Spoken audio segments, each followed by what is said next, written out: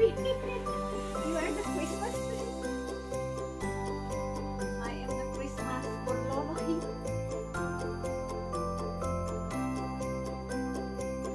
Yes. There is the Christmas tree over there. Yeah. Our sitting room is a mess. Punta na muna siya sa computer niya.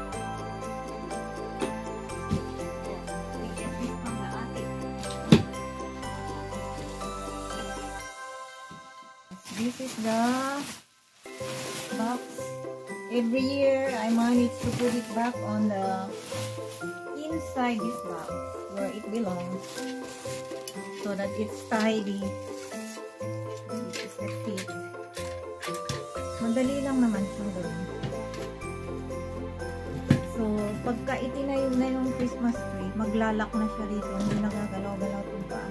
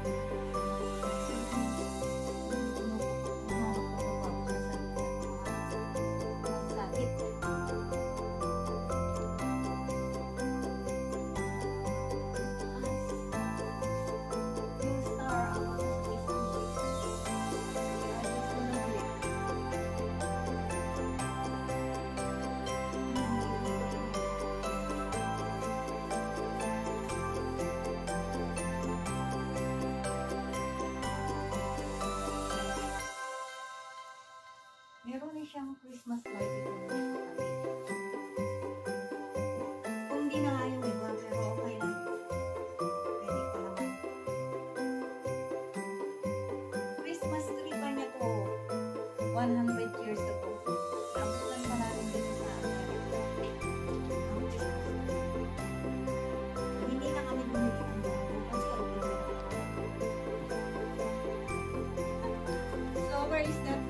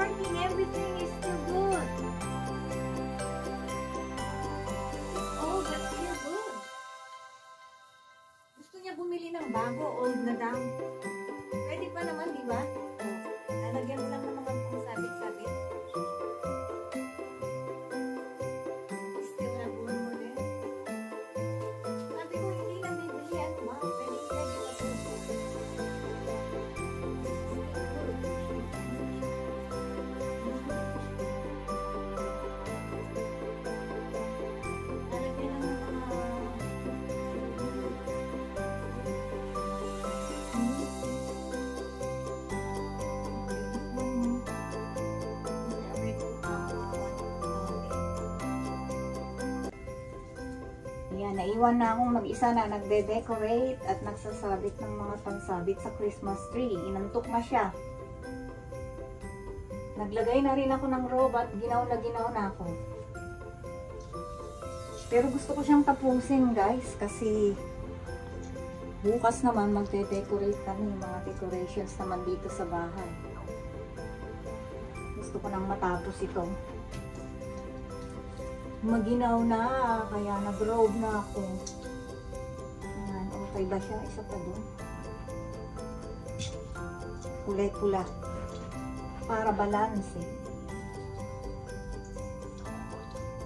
Dito pa. Ayan, darang pula rin nilalagay ko.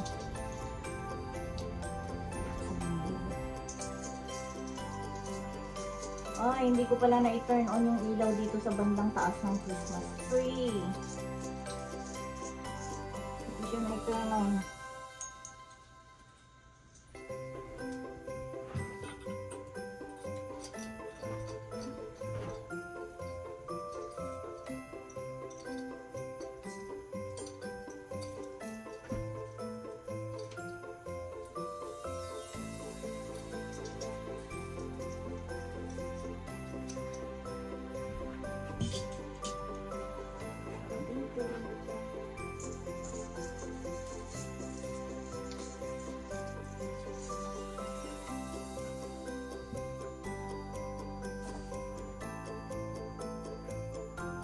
I think everything is there.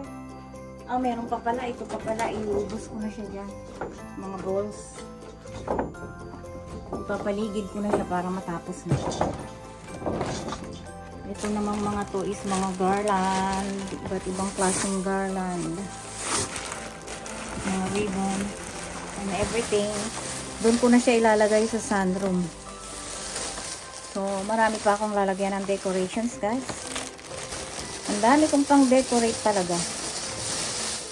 Ilalagay ko sa sunroom para maganda naman din doon tingnan. At ma-feel din ang spirit ng Christmas pagka naupo ka doon sa sunroom. Our living room is already done. Yan. Tapos na yung aking Christmas tree. Naisabit ko na lahat ng kailangan niya. Itong mga natira na to, dadalhin ko na lang sa sunroom. Plano ko pa magpalit ng kortina sa dining. But that will be done the next day. Ayan guys, tapos na ang aming Christmas tree. Nakatayo na siya.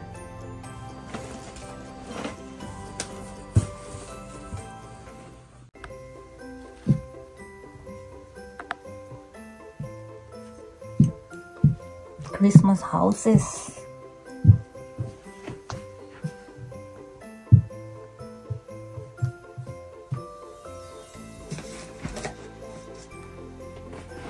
I'm putting out my ornaments. Ayan guys. Naka-box to. Ingat na ingat ako rito at ingat na ingat si Habi. Mga lumang-luma na yan. Antik na. Tinan nyo yung box. Wasak na nga. Pero binabox pa rin namin. Para pagka ililigpit is masino. Maayos. Ayan, bumalik naman. This is a Santa Claus. This is a snowman. May ilaw siya. Dito ko siya nilagay sa ibabaw ng speaker. Kasi malapit siya sa saksakan ng kuryente. May ilaw yan. Ayan.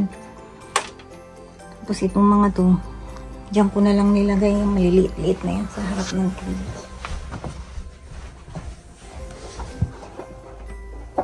Dito na lang siya nilagay.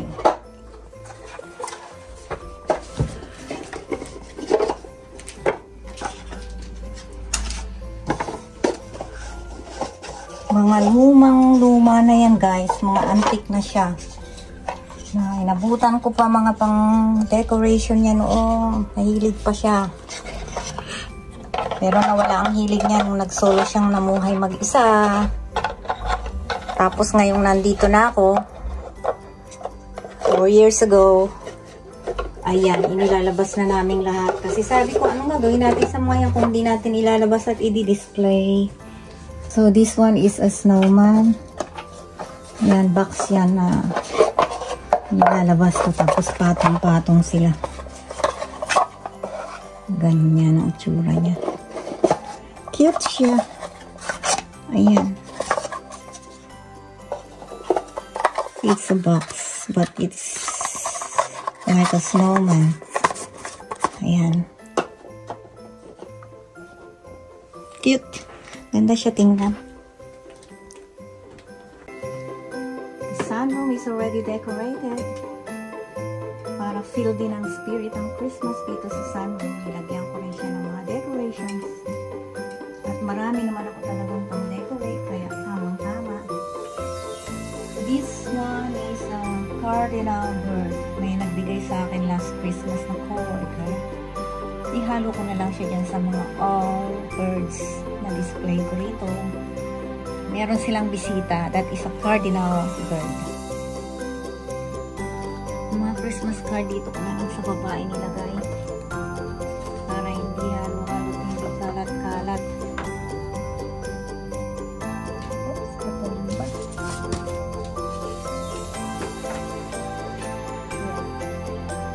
This is my snowman here in the sunroom. Para siyang Candyman nasa snowman. Tumikilang siya. Yan, ganyan. Maganda siya tingnan, nakailaw. So, naglagay rin ako ng garlands dito sa paligid ng aming sliding door para maging pang Christmas.